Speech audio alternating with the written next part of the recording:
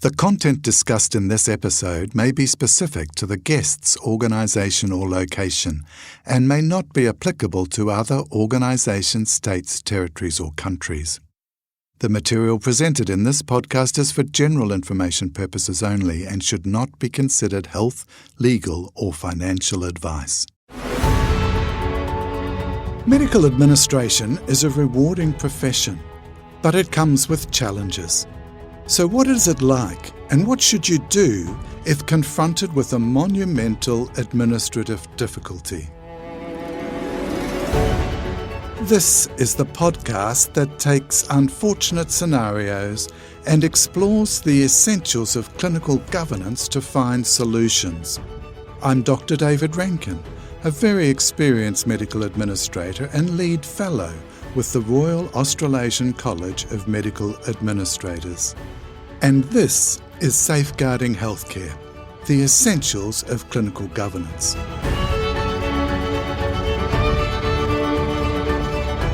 Today, a bit of a problem in surgery.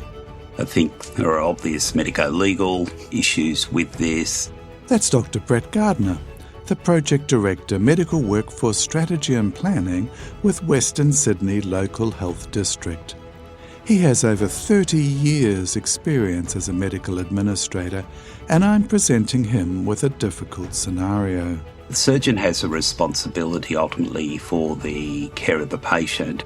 In today's scenario, during an operation on a knee, the drill begins to shake and then stops working. When the surgeon withdraws the drill from the bone, it appears the end has broken off. An X-ray confirms that the tip of the drill has broken and is now sitting deep in the bone. The surgeon believes it will be very challenging to remove the broken drill bit and that it will be fine to leave it in place as the risk of infection is extremely low. However, it may make the knee ache when it is very cold and cause arthritis later in life. There is a possibility that the metal will set off the airport security scanner whenever the patient travels. I started by asking Brett what big issues are raised by this scenario. There's a number of issues. I think primarily this is a patient safety issue. This is both the organisational level and also for individuals within that organisation. I think there are obvious medico-legal issues with this, who is responsible for this, what the reporting aspects of this are, both initially and into the system, and also what can be done to prevent these sort of events into the future. So there's many different aspects to this, also including whether the organisation's a public or a private organisation. So who's responsible for maintaining the equipment used in the hospital? We've got a number of scenarios that the equipment might be leased, it might be owned, it might be borrowed, might be part of a prosthesis set that comes in a suitcase just for that procedure. So who's responsible for making sure the equipment is maintained? The major responsibility here is on the organisation and also on the people who manage and run the theatre itself. So, from an overall organisational point of view, it's important to have all the policies, procedures, accreditation, making sure we have systems to make sure that people are educated and trained, that we do have the appropriate incident management systems and staff. But at the coalface to make sure the theatres are safe, this responsibility is that of the theatre manager, the various people who maintain or clean or order the particular instruments, and also the people there attending the theatre on that event. There's also a number of things with this that could be important, including who's taken consent. It's always a complicated matter of different things that come together to say who is responsible. The surgeon's the one that had it in their hand at the time the drill broke. How much responsibility is it of the surgeons versus the hospital and the theatre staff? Yes, well, the surgeon does have a number of responsibilities. Often the surgeon will assume or understand or rely on the staff to make sure that the equipment is in working order, is available, has been managed to instructions. But the surgeon has a responsibility ultimately for the care of the patient, and there are various safeguards that the surgeon needs to do with this, including there are specific timeouts that are put into place or safety checklists that prior to operating, the surgeon certainly needs to be assured that the equipment is safe. There are a number of other safeguards that can be put into place with this. Make sure that the drill bit is attached to the drill. It's the right drill, whether or not it's a single use or multiple use. Actually running the drill to see if it wobbles or that beforehand. Certainly the surgeon's also got responsibility that there has been issues before with any pieces of equipment or problems of that type. They certainly need to make sure that those are appropriately documented and escalated to reduce further problems. So certainly the surgeon's got responsibility for the safety of the patient there. The surgeon does need to go through a checklist and assure themselves that things are right for them to proceed. Surgery doesn't always go the way it's expected, and sometimes surgeons do some unusual things with the tools that they have at hand. Does it make a difference if the surgeon's been using the drill in a way that it wasn't manufactured to be used? Each individual has a duty of care, and part of that extends to using the equipment in the way that it was actually intended to be used. Each of the manufacturers do actually have a whole lot of standards and guidelines. There are policies and procedures to make sure that the appropriate setup is done and on each occasion that the patient's going to be operated upon. If the surgeon isn't using the equipment in the way that it was intended to do, it's also incumbent on other members of that operating theatre staff to actually identify and notify that. Some of these pieces of equipment can be really quite complicated, and the surgeon or the people in the theatre may not have the competence to determine whether or not the equipment's back and functioning properly. How do you go about making sure that the equipment is functioning properly before you reintroduce it into theatre again? Yes, that is certainly a responsibility of the organisation, which is vested in a range of individuals. Look, there are a number of things the organisation needs to do. One is to make sure that all the equipment that is being used is TGA approved. That's number one. There are certainly instances where we know that people have brought equipment into theatres that hasn't gone through the right channels. Second, there's the whole credentialing side of things in terms of the individual surgeons.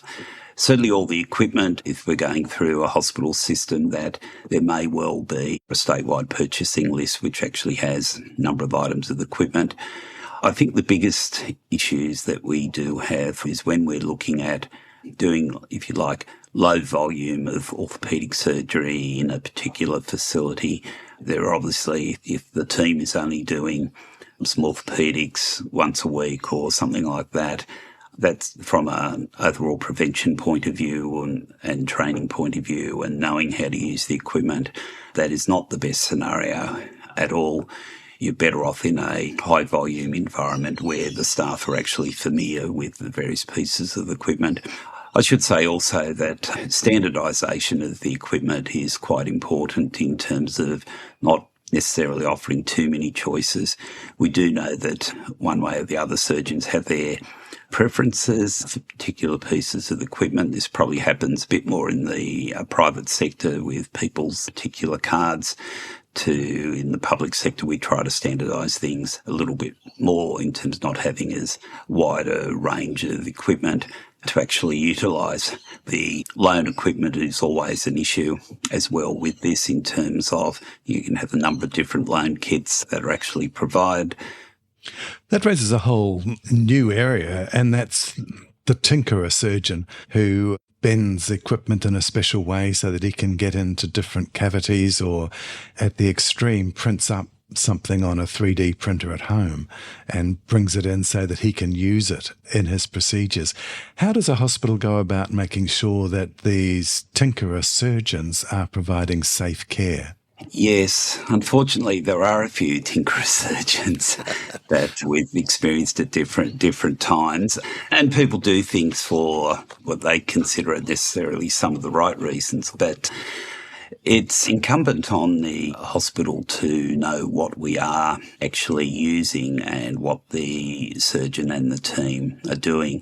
We do go into credentialing individual surgeons. We do have now a lot better scope of practice definitions in terms of what we allow individuals to actually do or not do. These things are also site-specific in terms of whether, even though somebody's got the skill, whether they can be done in a small facility, say, versus a larger facility, because the team and the backup is quite important.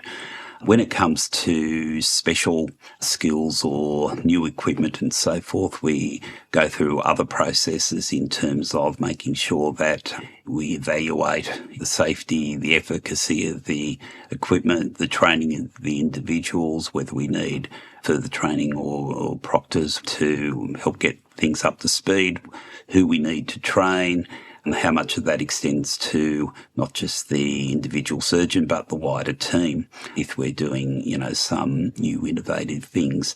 The responsibility then also lies on the theatre staff, not just the nursing staff. It could be the anaesthetist or anybody in that theatre to be able to raise issues, and sometimes people do have issues in raising issues. But this gets down to not just the processes there, but also the culture within that operating theatre team and being able to escalate if there's any issues. We also have formal ways of doing things through incident reporting systems and being able to oversee that we are actually recording what is happening. For instance, in this case scenario, we've got a drill that appears to be malfunctioning. It's actually important if that has happened before or not, and what has been escalated, documented, and what work has actually been done. Also, with any of these, it's also we need to have actual formal maintenance schedules of things, end of life of equipment, and so on. So it's quite a big business in our theatres, and everybody's got a lot of responsibility here in terms of making sure things are safe for the patient undergoing the procedure. Yeah. Let's turn to the patient. And a piece of equipment has been unintentionally left in the patient's knee. Is this harm? And how would you classify this incident in a reporting structure? Yes. As far as harm is concerned, and it does get down to how we actually define harm, we do know that there are a number of retained products, such as sponges and the like, which are serious incidences that can cause problems into the future. The drill bits, and it's not necessarily an uncommon problem with some retention of drill bits. I think some studies have shown that the rate is about 0.3%. Now, these retained drill bits don't always cause any harm at all, and harm can be defined as either physical and also psychological harm to the individual if we're going down a legal process into the future. In this scenario, we do have a case whereby we knew at the time there was a drill bit actually left in the patient. Sometimes we don't know if there's a bit retained. It gets down to where it is, and when we look at this, what is the foreseeable harm that could be possibly incurred by this patient? They might have some ache in the knee in the future, or possible low risk of infection, and problems when going through, airports, security thing going off, and people can react in that in different ways. So in itself, at the time, this isn't going to be serious harm. It is certainly something that can be foreseeable. And if the situation is such that the surgeon cannot safely or unable to remove the broken drill bit and decides to leave it there, certainly all the circumstances will need to be recorded in the notes and the patient informed. People would argue about how foreseeable this is in terms of a serious harm to that individual patient. How much do you tell the patient? Look, this would require an open disclosure to the patient. The patient needs to know that a drill bit has been left in their body. You have to tell the patient what has occurred.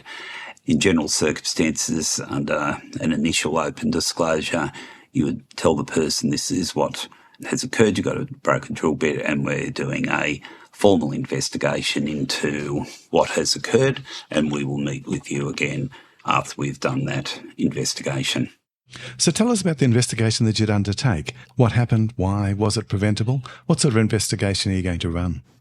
Well, the investigation would consider a number of factors. So I would get a group together to actually get the facts of the situation. So you would assemble a team. An incident report would be done.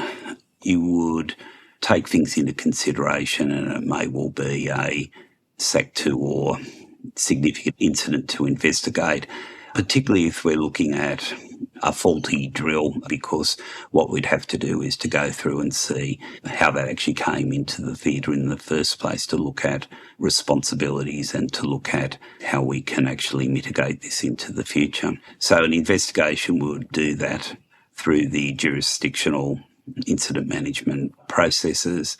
We would do this under a root cause analysis side of things. That would be my recommendation with this, because there's a number of things that we do need to keep confidential and private in terms of our discussions with people. I would get independent people on that investigation team and take it from there, essentially. Would you follow the patient up? I mean, worst case scenario is the piece of metal migrates out and gets into the joint and causes quite significant disruption and harm. So would you contact the patient every 6 months just to check how they were going, or would you wait for them to call you? No, what I would do would be, after we've done the investigation, I'd certainly meet with the patient and their family at that time to go through the results of their investigation. A lot of people would like to see that this incident isn't going to happen to anybody else. I think the other thing is that this would be certainly something we'd notify our insurers about. We would also make sure we ensure that the medical doctor involved would also notify their insurers, because if we're looking at future harm, we would be looking at apportionment of responsibilities with this.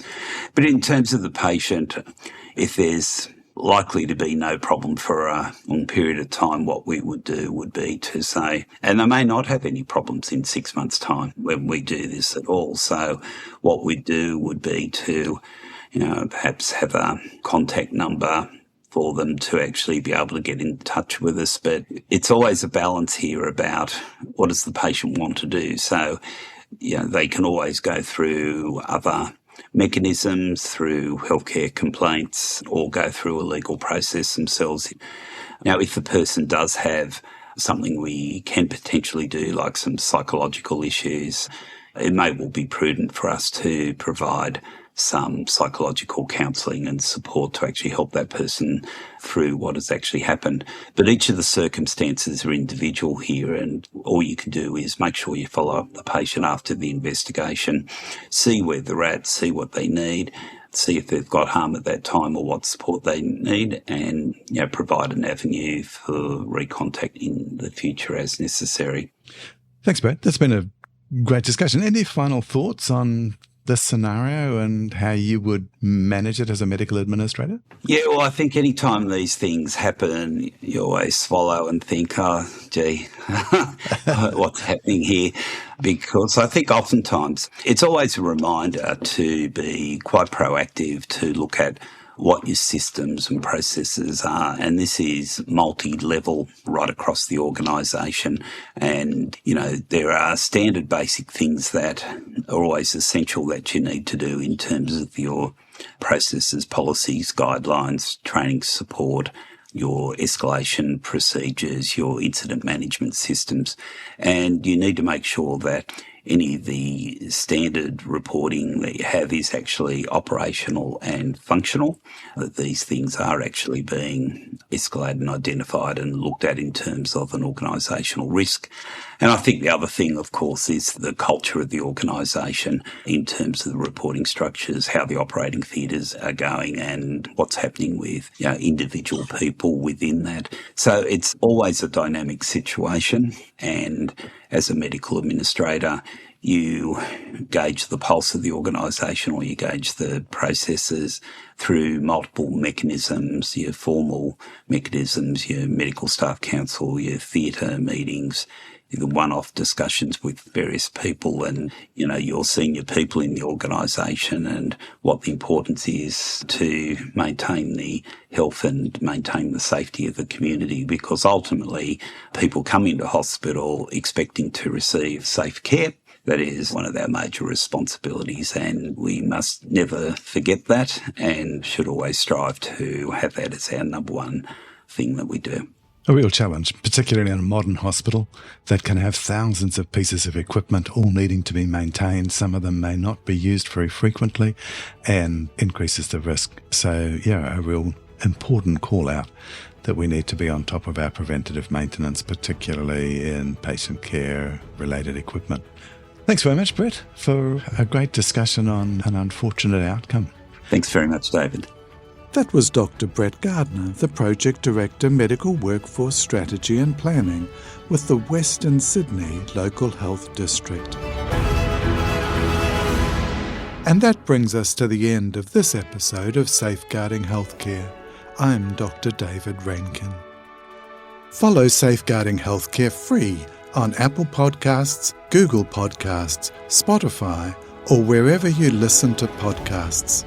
This podcast is produced by Sound Cartel for the Royal Australasian College of Medical Administrators.